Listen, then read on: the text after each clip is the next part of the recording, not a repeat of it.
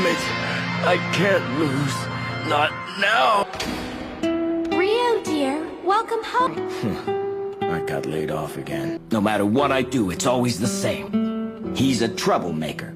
Who knows what he's up to, but get rid of him before we find out. But those were other people. There's no reason to criticize your boss. You've never heard him say a single bad thing about you, right? That's true, but they can't get anyone to work there right now, so they'd hire trained monkeys if they could find them. Otherwise, they'd give me the boot. There's always boxing to keep us alive. And when I become world champ, I'll be filthy rich. When that happens, everything will change and people will see us in a new light. Just hang in there. Let's hang in there.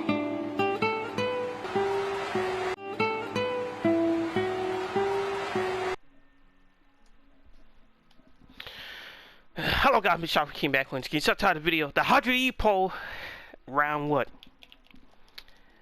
1457 all the way up to 1496, I believe. That's a good 40 chapters.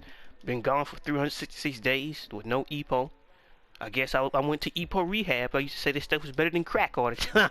So I guess they sent me to rehab. It's just like, whoa, buddy, whoa, you're going too far. You gotta go to rehab for this stuff. But yeah, until actually until like what, 2 to 3 days ago, wasn't reading Ippo, wasn't enjoying Ippo. I might watch it AMV like once or twice. But I haven't been keeping up with anything. The only thing I got alluded to, anything happened in the chapters were other people covering Ippo. And they'd be like, well, you know, so-and-so happened, but it wasn't like any major spoilers. Like, I knew something was going to happen with Miyata. I knew that potentially the Ricardo Martinez fight was coming up. But I didn't know the conclusion of Marcus Rosario versus Mishiba. I didn't know that. So, the first thing I say about Rosario versus Mishiba is easily, this is one of the best choreographed fights in the entirety of the series. The way Mishiba was picking him apart with the right hand with the wide stance, the way Rosario would just dive in deep, and he was just, like, some of the shit Rosario was doing as an infighter was incredible. As a southpaw was incredible, stepping outside of Mishiba's lead foot, so he can't do anything for the left straight down the pipe. It was excellent. It was magical. And then the fight constantly kept, but if I was reading this week to week, the fight constantly kept you on your feet. He getting knocked down, and Mishiba goes down, he getting knocked down, and Mishiba goes down. It's a back and forth. And then it gets even better. As most people know, I was extremely concerned, very concerned with how they're going to handle the stamina of Rosario. And I think Joel did it quite well. It wasn't much of a crutch. It wasn't that important. We didn't know how much gas tank Rosario had in him, and it was just a constant. It was something that could happen, but the way these two was knocking each other down, the way the fight was going, the way that Rosario was getting through the flickers, and the way Mishiba was punishing the body. He came out of nowhere, the uppercut, blam! Sent Rosario's chin to the moon. He's on bandit legs. He's on bandit legs. Someone help me, please. The Mishiba was picking him apart, launching him across the ring. He's on the ropes. Oh my goodness, Mishiba, he's gonna do it. He's gonna go all the way. Then, someone more switches seats. I found that to be pretty fun, the way you switch seats. Hey, buddy, go take my seat. Wait, what? What you talking about? I said, hey, go take my seat. We're switching spots. Okay. Okay.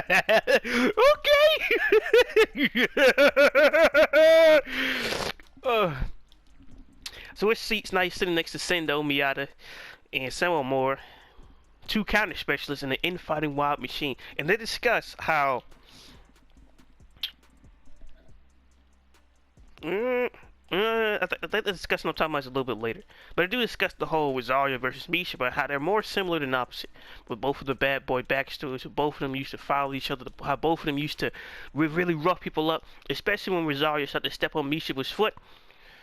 Boy, that karma came back to pay, but that one just, And then line up the shot, then he step on his foot, then line up with a headbutt, then with a following up with a left. He's an animal in the pocket. He's an animal. I'm telling you, Rosario. There are times where it's just like I'm a diehard fan, and the next moment he would do some shenanigans. We're just like, come on, Rosario, we can't be doing this. We can't be doing this, Rosario. We just can't be doing it.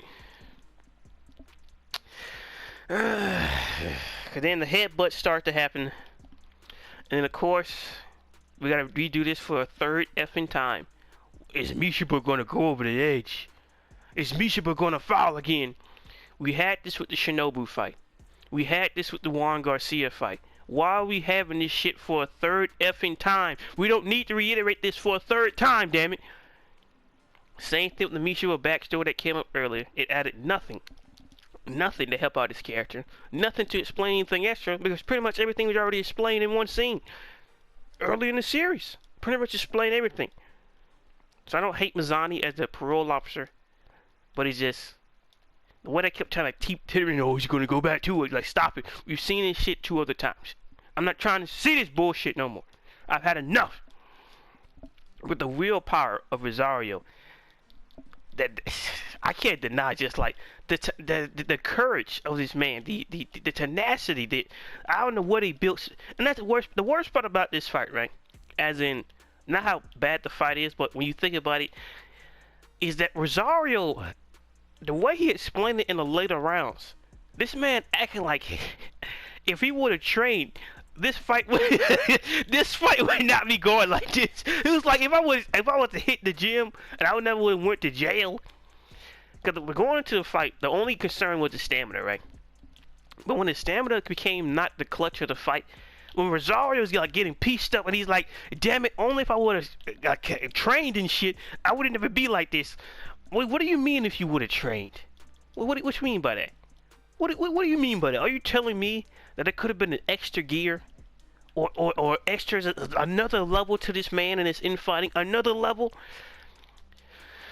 Now, sadly, the one thing we didn't see is what I predicted to happen, was Rosario to start throwing like a wild combination of punches and just trying to punch anywhere. And then we could have got a throwback, so we're going for the whole karma angle to back when Mishiba kept trying to block Ippo's right hand and messing up his elbow. And with something that could have happened here, if he would have just punched anywhere, like Rosario punch him in the throat, punch him in the underarm. My goodness, he's landing punches anywhere he can land them. Punch the man in his ear, equilibrium him. If Mishiba's on Bandcamp lands, he's slipping and sliding. Now that didn't happen. Nor did we get any type of infighting type wrestling thing where he's trying to out-muscle Mishiba in the pocket. That doesn't happen either. Am I mad about that? No. But some of the weaknesses of this fight is the whole, well, is he going to do it? Is he not going to do it? Is he going to go back to his past or not? And then they reiterated something and addressed something, and we're going to get to that. What else? What are some things I didn't like about the fight besides from the whole teaser thing? And the whole, well, you know, and me gonna go back to the way he was. Also, another thing, we never did get a full Rosario backstory, and I don't know why. Because what keeps dragging Richard Bison and any other like real fighter was just like their backstory was important. Even like with what was it, Malcolm, the Filipino boxer, the magician. We got all those backstories, but for some reason for this man, we get nothing from him. We get teaser here and there that, you know, used to be a gangster, used to be running the streets, and at most, like, they get like fighting in the middle of the ring, both tired, both come out of it, and it's just, well, you know, no one cared for me, and unfair. Like, we didn't really get no real details of the backstory. It's like Kaido's backstory in One Piece, where we get a few panels and that's it. Okay. But on to the conclusion of the fight itself. So in the part of the match, Mishiba gets tripped, and he lands clean on his head. Right, clean on his head. Was it on purpose? Was it not? No one could truly know, but I doubt it was. Because then Rosario would have gave some type of reaction to it like he usually does. And lands clean on his head. Now, when this happened, I didn't think anything of it, right? People get tripped up and fall. Like, we've seen Ippo and other characters get tripped up, roll like 3 times, and just still get back up. Now, sure, in those type of instances, when Mishiba landed clean on his head, because like we've seen people get punched and get rolled over. When Mishiba tripped and fell, he landed clean on his head. And you saw like this crooked lightning in his neck. Then like, he didn't truly struggle to get up, but he got up a little bit strange. I didn't think anything of it. I didn't think it was some type of issue. You know, Mishiba gets back up, let's do it. We've seen him trip and fall over. But going into the conclusion of the fight, They're tearing up each other. Misha with the flickers and picking them apart with the right hand. Rosario throwing that combination. And then the way Rosario would step in deep and throw a punch over Misha's shoulder. Blam! Blood flying everywhere. I'm telling you, up to the final chapters. I hope for Misha to win. I hope for Misha to take it all the way. It was right there. Right there. Rosario's gas tank is bloated and busted. He could barely do anything anymore. As I was saying, it was bloody, that was battered. And it was just like they were going all the way. And Rosario's gas tank is done. Beat it back across the ropes. He can't do anything. He's just waiting to get. They're like the way they was hinting towards the chopping right was beautiful. Was absolutely beautiful. Oh, he's just gonna aim for the body. Blind him right there in the head. How's Rosario still getting up? How? I don't understand. Like, I'm telling you, Rosario is an underrated top 20 character. The fact that Rosario's like, if I would have trained, it would have been a different ordeal. We'll get to that later, but Rosario's broken. But overall, Rosario ended up on the ropes. He knows it's over. But the last knockdown, he was like, I gotta show you something. I gotta tell you something. I'm definitely coming back to Japan. And then Misha goes in for the finish, throws the punch, and then we started to see this glass shatter effect. I was like, no. Wait. When I first saw it, I was like, wait a minute. I started to get a sense of deja vu. I've seen this before. Wait a minute. I've seen this before. Yeah, I've seen this before. Wait, no, not Gonzalez. No, not the Grim Reaper of Mexico, the Death God of Mexico. No. There's no way Rosario countered this man. But sadly, it was something even worse than that. The punch is incomplete and didn't land. Misha rolls over. The fight's over. His coach runs in and everything. And Rosario wins. Like, what the fuck? Like, come on, man. I would have preferred the fight end as a draw, and neither of them can continue. But Rosario gets to win, and then everybody's like, that much. Then you got Kimura and them on the fucking sideline saying it was karma. Karma for what? He didn't break his feet. He didn't get his hand broken connected to Rosario's head. He wasn't even in the car accident. So the only thing I can say is karma is like the Mishiba thing. Not Mishiba, the Samuel Moore thing. Because Samuel Moore was there. And he was trying to hype up Mishiba to, you know, go back to his old ways. And go back to how you used to be. You know what time it is. It was that. So I guess you could say it's karma from the Samuel Moore fight. Where neither of these two fighters got a chance to really fully... Let's think. At least Mishiba was done. We've already seen like the best version of Mishiba on screen. I still think he's a top 10 fighter, but it ended with Rosario winning because Mishiba just collapsed. That irritated me enough. Then it goes to another level. So post this, everybody's walking back. You know, people concerned for Mishiba. Some more is like, well, you know, there must be karma, right? And like Miyata don't got too much things to say about it. I can't say that Miyata was hoping that something bad would happen to Mishiba, but I can't say it wasn't a smirk on his face when he saw that Rosario stepped on his foot as well. I can't say that wasn't the case. Now I might not have shown it, but you know, this is the same Miyata that went to go see Samuel Moore pick Ippo apart just to see what would happen. So I don't know. Now I think about it.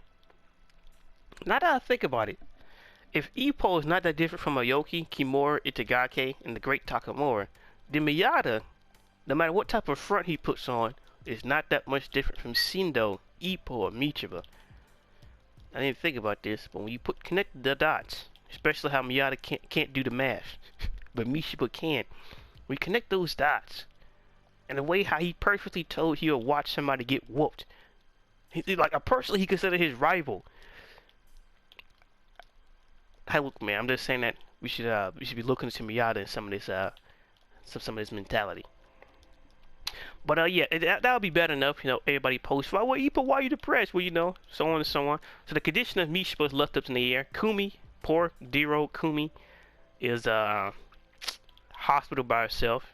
Get the news from Aoki that we know. I got something to tell you, Ippo. What was that? Tomiko. What did you learn from Tomiko? I don't know, they work at 2 different hospitals. So eventually Ippo ended up going over there to see Mishima, and Kimiko's there, and she's like, well, you know, it's just families at the moment, but you know, I don't think she really wanted to talk to you right now, because you know she knows she can't separate you from boxing, and boxing nearly took away one of her last living family members. So guys, remember when I said that they had to explain why it took over 1,200 chapters for a random female character that had feelings for Ippo to show back up? I think it was like Akisawa or something like that. I don't know, it was Aki something. And I wonder just like, why, oh why, would George wait over 1,000 chapters to bring back some random character that most people will forget even existed? And then we get that thing from Kimiko, and then later on, we're getting hyped up for the Cinder versus Ricardo Martinez. Well, for one, Sendo's grandmother is on her way out of here, alright?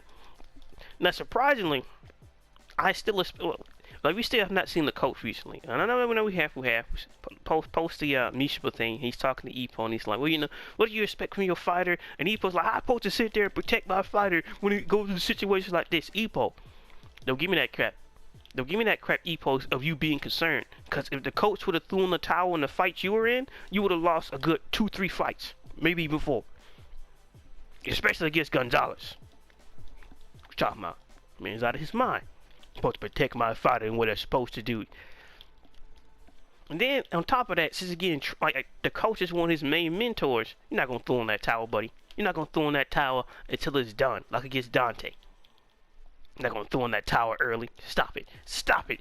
Like, we're not going to see Ippo go life and death with multiple different fighters go on Bambi legs, get stretched out, lose stamina. And then Ippo's like, well, you know, I supposed to protect my fighter, but also let him fight, Ippo. If you haven't learned something from the coach, I don't think you're ever going to learn it, buddy. You still got a lot more to learn. But, we learned that. We've seen the coach. But yeah, Grandma is on her way out of here for Sendo. But around this time, Ippo talks to Kumi. And Kumi's like, well, you know, so-and-so, he's opened up his eyes and he's breathing all right. And, you know, it's still only family for now. But if there are any updates, I don't know when to call you. Ippo's like, you know, I'll be gone for a few days. You know, I gotta help check in on the Sendo situation with the championship fight. And she's like, oh. And the conversation kind of just ends. And then we get this shot by Kumi by herself. So, I guess we got a reason why why that other girl showed up in the Love Septagon. Yeah, I didn't think George was gonna do it. I didn't think George was gonna find a way to break these two up. Not sure. Oh, you know, not much is happening, of course. But I didn't see it happen, and I've always proposed the question if it could happen. Especially, I've been hinted multiple times, but that Kumi don't like boxing. And somehow the other girl's favorite fight to an Ippo is on life and death. The sea bucket he was out there with so much courage. It was incredible to watch.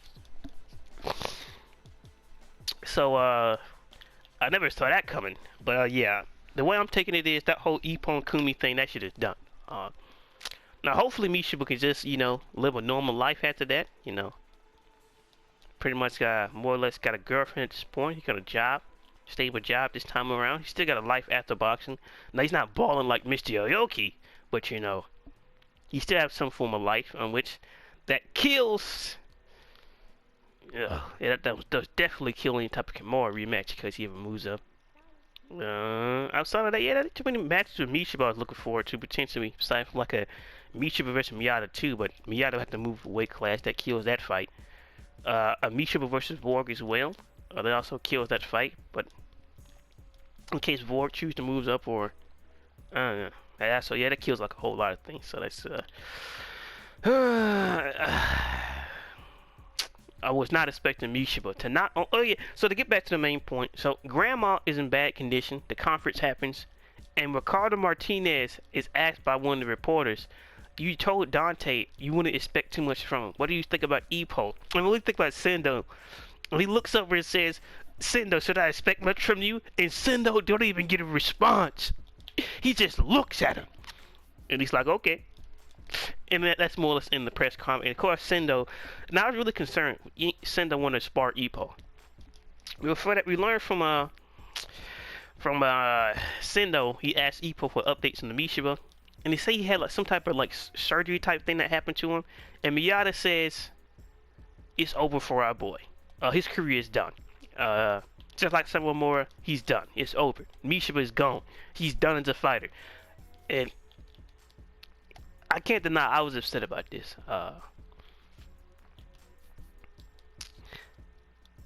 I can't deny that shit.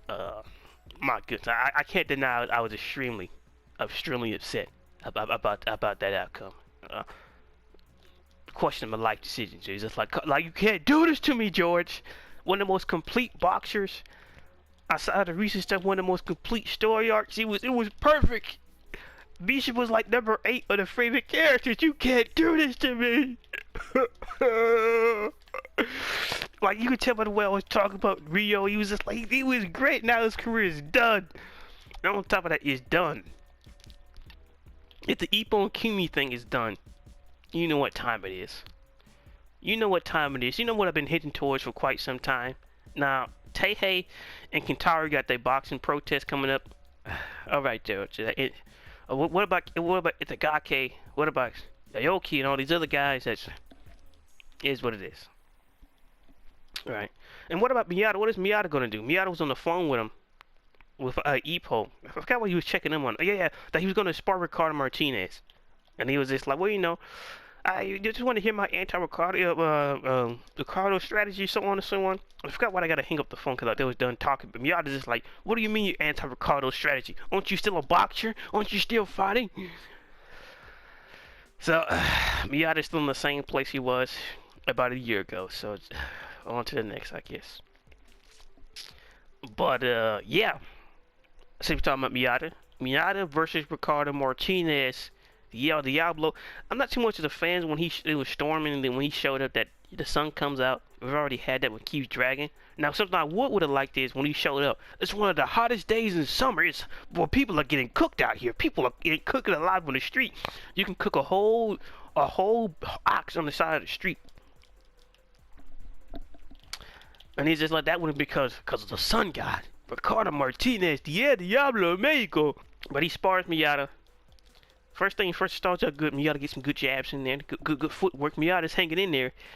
And then, like always, Ricardo steps up to another gear. Now, I like how when he's talking with Sendo and Ippo, that, you know, Miyata explains that there is another gear to him. That the fight with Wally was just to re-hone his instincts to a certain degree, to get re in touch with his wilder sides with Wally, with the unpredictability, with the savagery, without. How do you fight somebody who traditionally do not work inside the normal norms of punches? Somebody who's less textbook. Somebody who just, ironically, is a barbaric savage. Sendo's an animal. And that was that fight was a part of. And what Ricardo did well, pick the poor kid apart. What is this? And put Wally into retirement. I mean, why is everybody retiring, man? Left and right, everybody retiring. People get in accidents like, come on, you can't keep. Who we gonna have left, George? Huh? Who we gonna have left? Who we gonna have left, George?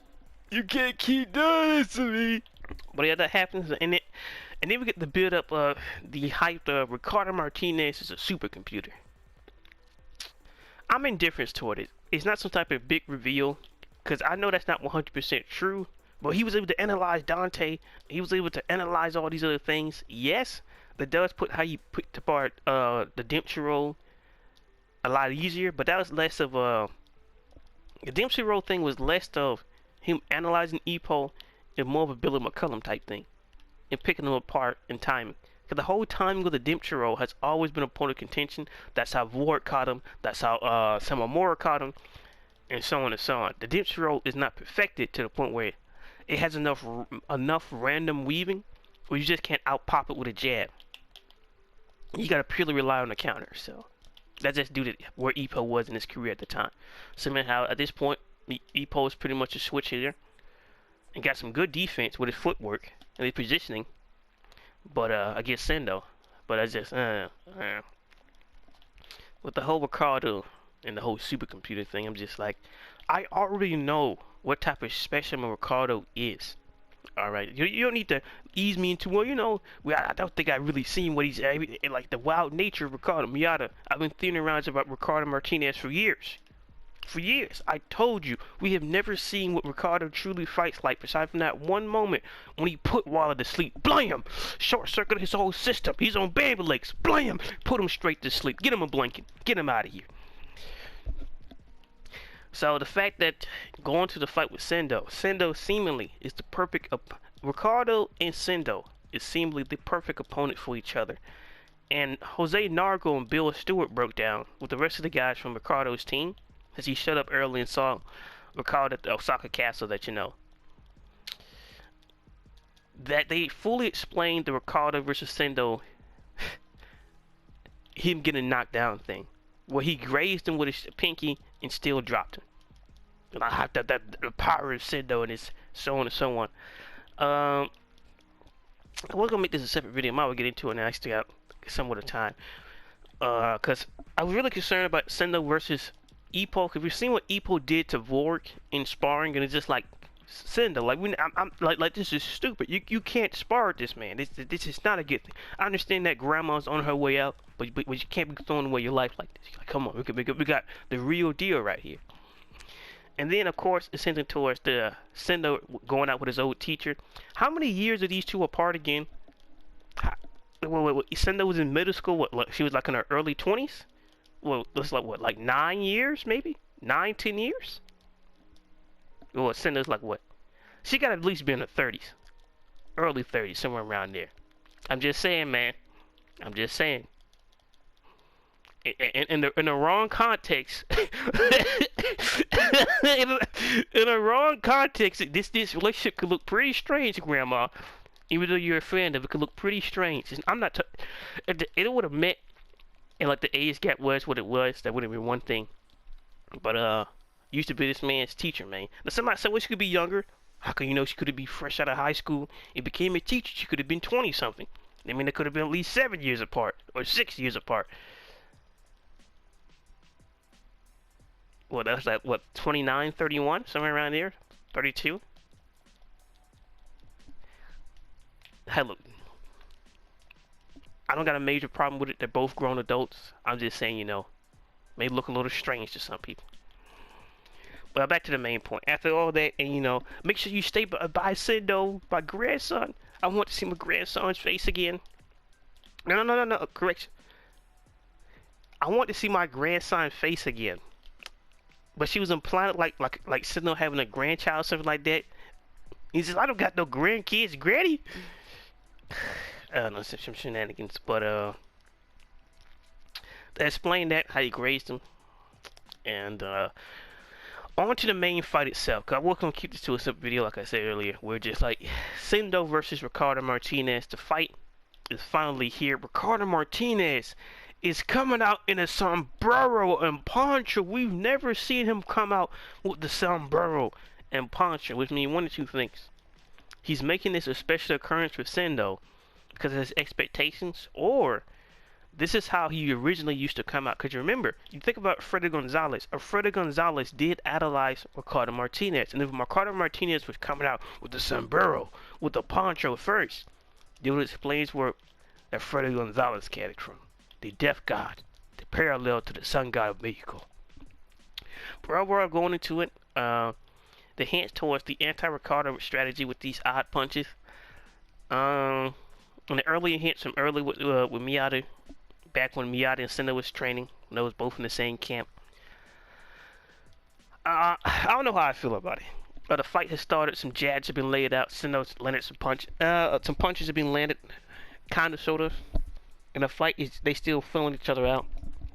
But I am concerned to a certain degree with this whole fight. It's not just how the fight can be good or bad, or could have a good conclusion or not. What I'm concerned with is we haven't really seen Sendo return back to the way he was back when he was fighting Ippo, back when he was fighting all these other guys, especially for the Japanese championship. If we see no signs of this, I'll get very concerned. And the reason why is over these last past few fights, Sendo has really just been taking punches, landing the smash. Now, sure, that is relative to the opposition he was fighting, and plus he took a lot less damage against Freddy Gonzalez, even though Gonzalez hit harder than Jose Nargo. We're back. We're back. Even though he punched Mishiba's belt, it was getting pieced up left and right. He got into that whole fight with Mishiba, where they're throwing chairs at each other, so on and so on. So it's just, Shira Gonzalez is a strong air fighter. That's undeniable, but it's just, he has been getting picked apart. But, we don't see those early things, especially with Senna going to a cross-on guard, or the extreme step in, or what, that crouching stand he was able to use against Miyata, because Miyata and Ricardo Martinez do have similar jabs, but it's not the same. You can't really see Ricardo's jab coming, because the way he throws it from the shoulder. Similar to Senna Mora, but Senna Mora has a shorter jab that he can throw out faster than rapid projection. Ricardo's is a longer type jab that hits you before you even notice it. Now, they seemingly don't have no wind-up because you can't really see it. We do got similar jabs. We still got the crouching stance from Sendo that we still got to see. We still got to see the forearm guard from Sendo, and so on and so on. And the only way we can get those versions of Sendo, because even though Wilfredo and Ricardo parallel each other, they're not the same fighter. They're not. Wilfredo Gonzalez is a glass cannon. We saw with Ippo, we saw with Sendo. He's a glass cannon. He can put out a lot of damage, but he cannot take it. Hit him 1 or 2, 3 times, he's going out clean. This is why you don't dual exchange with Sendo. It's suicide. Never works. But the only way we can truly see those things is when Ricardo flipped the switch. Now, when is Ricardo going to flip the switch? I don't know. When he flipped the switch against Wally, Wally was doing some magical things, and he slipped a punch, and just blam, and then blam again. So I don't know what it is going to trigger it. But Ricardo is not trying to let Sendo set the pace, and Sendo's trying to set the pace of his own. We do got a break next week, so it's like, you know, I'm going to put up this video. Why it took you so long to put up the videos because I don't know, coming back from the job corps and resettling down. We usually put up those other videos because those other videos were easy.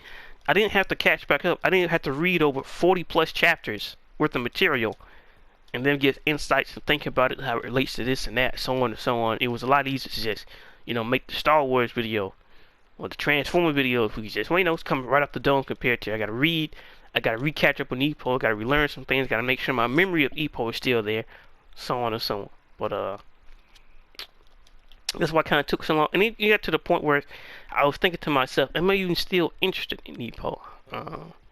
Especially after they don't retire Mishiba. No! But, especially, I thought that because it's like, everybody else is already doing it. Everybody else is putting out the videos. It's more competition forever. So I had to sit on the sidelines and watch more and more people cover it once again. It's just, it's not something I haven't encountered before. But it seemed like the opposition was appearing up more than ever, so it's just, then I can't really upload videos like that, so it's just, So there will be a break next week, so there'll be no, I don't even know when the chapters come out, I really don't, so it's just, but I mean, I'm back, I'm interested, I'm curious, but it's just, the fight is finally here, but I don't know. It's really been a real depressing tone with the whole Mishiba thing. Even the characters pointed out how depressing it is. But it's just, I don't know. I am somewhat concerned. I still believe Sendo's going to win. Alright. That's not going to change. Sendo will defeat Ricardo Martinez. He will. But what if for the worst case scenario he doesn't? I can't really see that happening. I can't really see that happening. But you wanted Mishiba to win. I wanted Mishiba to win because it would complete his story arc to everything he hinted back at the first time he showed up as a character. For Sendo, on the other hand, Sendo losing, unless like he gets brain damage, something like that, there's no real drawbacks from Sendo losing. If I'm not saying merit, there's not much. I don't know. It depends how you want to plan and look at the series. Because out of any other character, the only person that has been focused, not on Ippo, not on Kumi and Ippo's relationship, the only one that's been purely focused on his own career is Sendo. So, he don't really got no accumulated damage, but he takes all these punches. This man has been out for most of outside of the ring, he's been out a good at least 2-3 years. Easily. Especially after he broke his pinky against Ricardo Martinez. And then he broke his hand against Del Gonzalez. And then he broke his hand against Jose Nargo.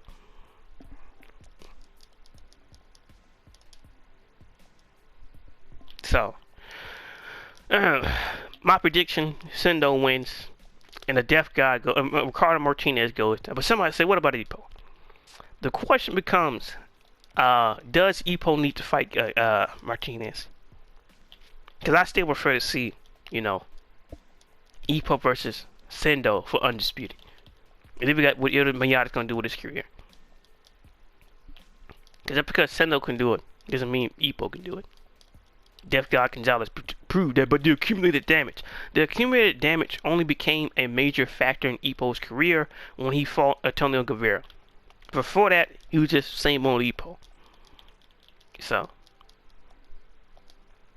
Because not like he can't fight Ippo after he gets packed up by Sendo, but it's just, would it have the same,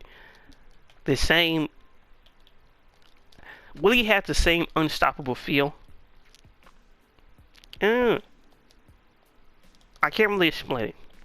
I never saw the Ricardo Martinez fight as a fight that this is the end of the road for Ippo. I never saw it like that.